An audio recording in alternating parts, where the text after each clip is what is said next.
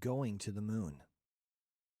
It was July 16, 1969, in Cape Kennedy, Florida.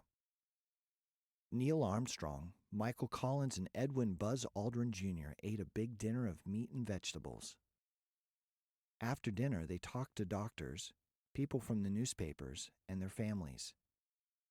When they woke up the next morning, the three men ate a big breakfast and studied weather maps. They were tired, but they had work to do. The three men walked to a small blue room. New clothes were waiting for them in the room. When the men walked outside, they were wearing white spacesuits with gloves and shoes. Their spacesuits were heavy, but they would need them because on the moon it is very hot in the day and very cold at night. It was a sunny morning in Florida. The Apollo 11 spaceship was in front of the three men. The spaceship was big and tall, and it had one small window. Inside the spaceship, there were 3 seats, a computer, and a radio. Armstrong, Collins, and Aldrin waited outside the spaceship.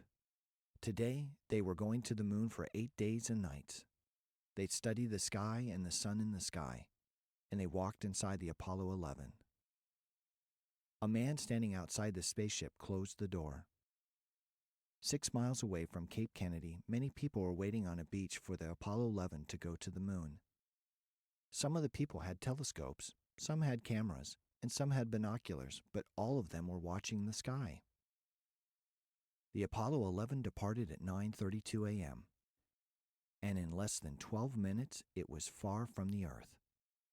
Inside the spaceship, the three men watched the Earth getting smaller and smaller and smaller.